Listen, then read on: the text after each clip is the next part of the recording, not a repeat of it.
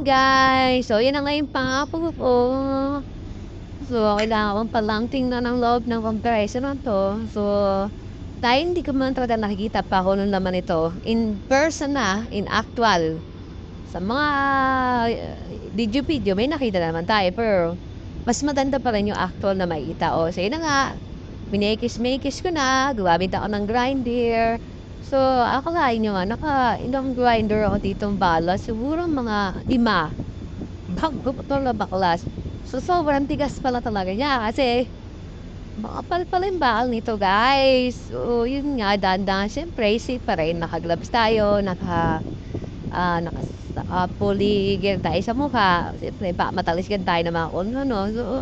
So, gusto ko lang makita kung ni actual tayo. So, yun lang, guys. So, mamaya, makita natin the moment of truth ko na ba talaga. So, nga pala, sira na to compressor ba? Yan na naman ay sabihin nyo, sinira o na may compressor. So, naatambak na to dito. So, pinagpalitan na to ng contractor. So, sira na to. So, marami pang iba nakatambak nga dun eh. So, ang ginawa ko nga, so, chinek ko, pero may mga open na nga siyang linya. So, gawin natin, babaklasin natin yun. So, tingnan natin kung ano yung loob, at paano natin kung kaya ba natin gawin to. So, ang gawin na natin, gusto ko na makita kung ano yung loob talaga ng tong ating AC compressor motor. So, yan daw natin. Yan nga, medyo pagbaklas pa na ito, guys. So, paikot nung talagang titirahin ng grinder. So, nakalima. Ay, sabi ko nga, nakalima ako ng pala. So, medyo marami talaga. So, kailangan na ng tiyaga, oras. Siyempre, ingat kasi mamaya matalisan. Eh, medyo may kakapal yung bakal niya. So, medyo makapal talaga siya, guys. So, mamaya makikita niya makapal talaga siya. So, kaya ang ginawa ko, dahan-dahan lang, pagkatiko, dahan-dahan lang, huwag niyong peperasahin.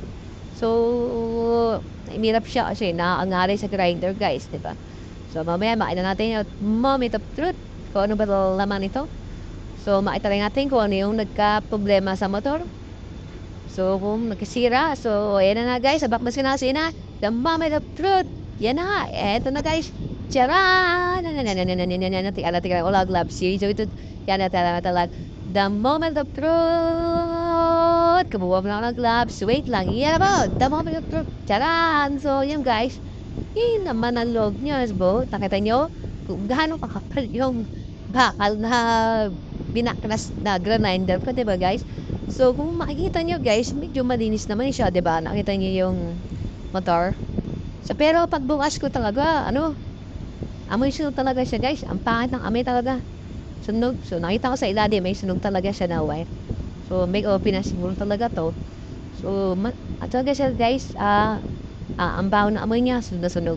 Tapos, may nakita ako sa ilalim. Yan.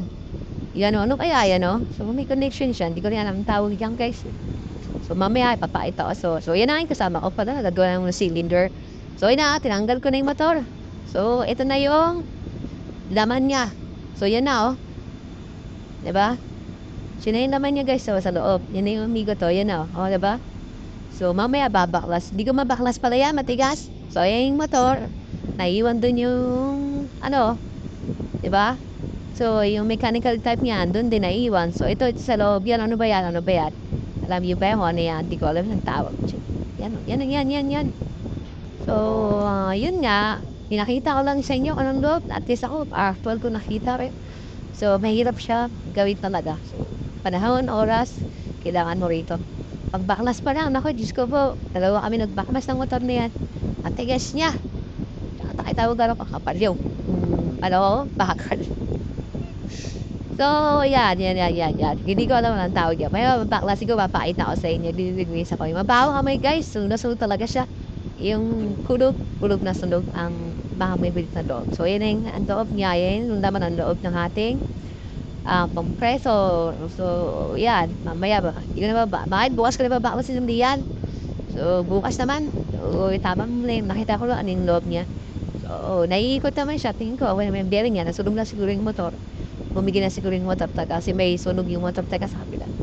So, tama na may reading na sinabi ng contractor na sira na yung compressor kasi may open na to, may sunog na siya. So, yun lang, na-share ko lang sa inyo. Yung nga pala yung oil niya. Ngipon ko lang. So, ito pa pala yung sinasabi sa inyo, nakita ko kanina dun sa connection. So, sin-search ko anong tawag niya dito.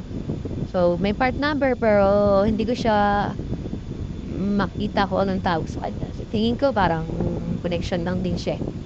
Para sa common. O, sa SIC. Sa common to eh.